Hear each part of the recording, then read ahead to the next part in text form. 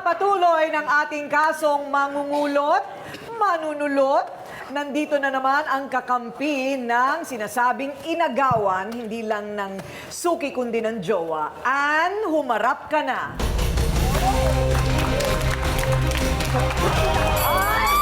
Pinigil ako sa'yo. Ay, nako, nagtaas ang paa.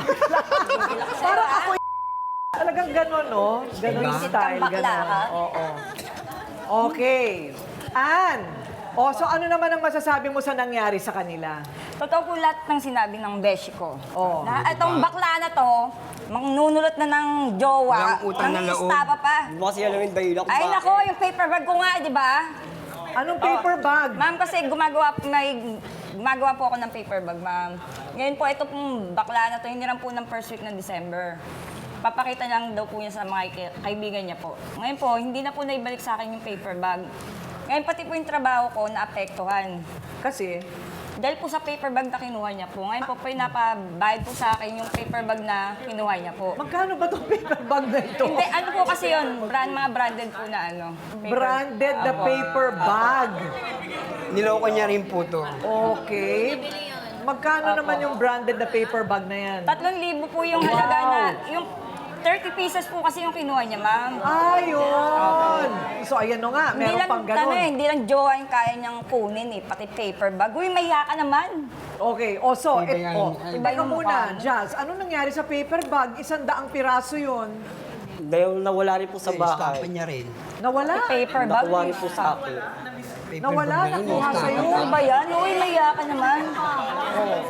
Kasi ang sinasabi niya, parang kung gusto man niyang magbalik loob at saka mag-sorry, na unahan na nagkapatong-patong na yung kasalanan.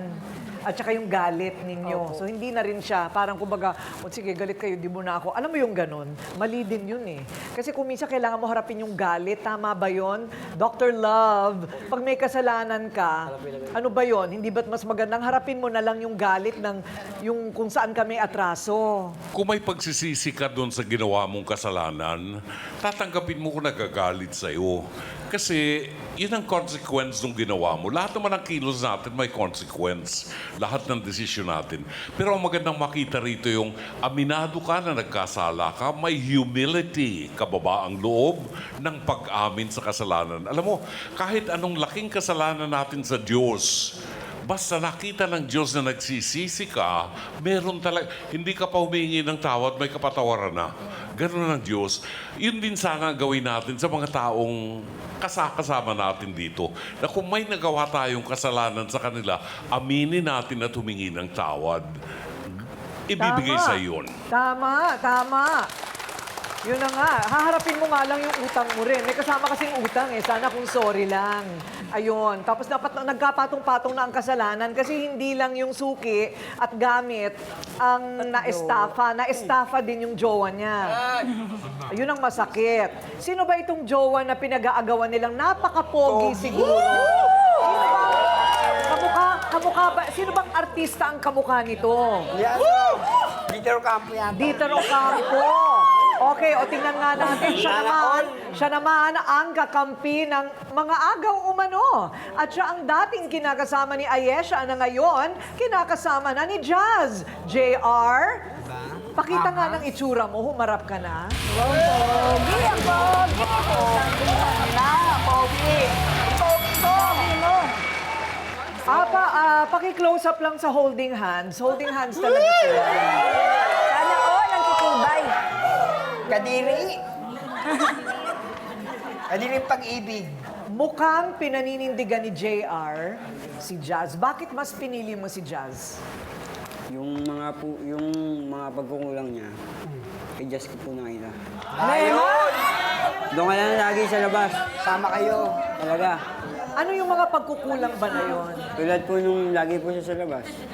Na siyempre po, kailangan ko po ng pagkalinga. Hindi mo nangyari sa beshi ko, sa sobrang pag-aalaga sa'yo. Stress ka ba? Di, doon ka lang sa labas. Okay, so parati siya nasa labas. Apo. Eh siguro naghahanap buhay. Eh, naghahanap buhay din naman po kami. Anong trabaho mo? Pintor po.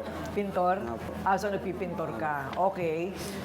So, pero ang sinasabi mo talagang parati siyang wala. Ang sabi niya, nakakailang cellphone ka na daw ng bigay niya. Ang mahal mo. Pero po may dahilan din po. Pawin mo. Oo. Eh, Tuesday si Jazz, may kasalanan ba siya? Na naibig din siya dito? Bakit ka naiiyak? Masukot ang yakapin. Para hindi lang sa mga bakla nating kaibigan, sa mga babae din na napasok sa ganitong sitwasyon. Ang hirap i-justify ng panunulot.